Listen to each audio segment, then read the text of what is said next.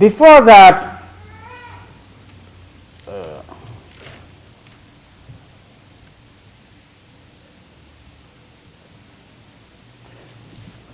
our Sheikh's exile in Gabon and later to Mauritania, and the way he left everything in God's own hands with a never-swerving faith, showed the power of faith and the possibilities opened by prayer. The Murid, who has a collection of Ahmadou Bamba's poems, is the most expressive image of the power of prayer. This is the only community where, at least in Senegal and elsewhere, you move around and you walk to Sandaga, which is the most important marketplace in Senegal and probably in West Africa. That's the only place where you go and you find a young or middle-aged or whatever his age may be, Murid, who leaves the suburbs in the morning, comes to town, opens his small kiosk, puts his products or merchandise, whatever it is that he has to sell, and opens his poems. And is ready to read from sunup to sundown, and he's ready to wait, believing that something is going to happen.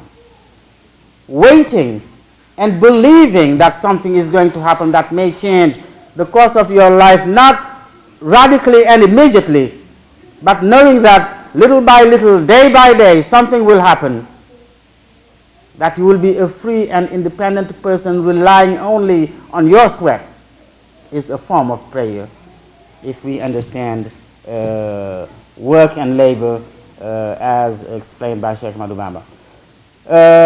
He is the most expressive image of the power of prayer, and whether you find him in a remote village of Senegal, at the central market of Dakar, on the streets of America's big cities, in Italy or France or China or elsewhere, he's always reading Bamba's text, humbling himself down, praying and waiting, convinced as always that something is going to happen when he combines action and prayer. If there is one person in the world nobody should fool with, it is the Murid of Ahmadou Bamba.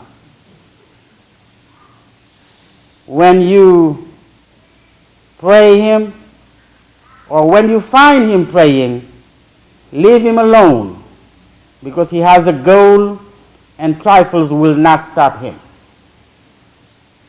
If you meet an inveterate, crazy, uncouth Murid, don't fool with him either. He's just one of the few with an anti-colonial, anti-oppression mind who did not have a chance to access modern education in a colonial and post-colonial context. But he knows that he will make it against the odds of life, convinced as he is that the promised land can begin here. For the Murid, the promised land is not to come. It begins here and it continues somewhere else. Here again, I hear the echo of Martin Luther King's words prompting us to act and pray when he insists that faith deals with the whole man, not only his soul but his body, not only his spiritual well-being but his material well-being.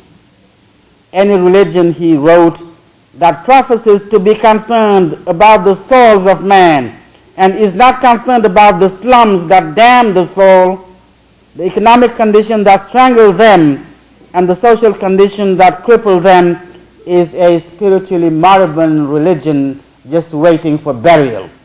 That is not the case of Muridia. What do the Murids do when they are face to face with such an opprobrium where everything has gone berserk?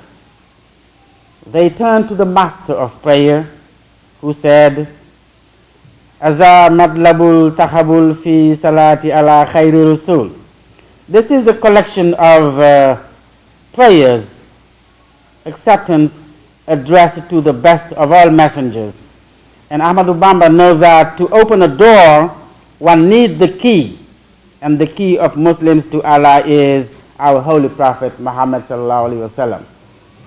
So using him to address God is very intelligent, because you cannot just knock against the wall when there is a door. And to reach God, he knows that you have to go through the prophet.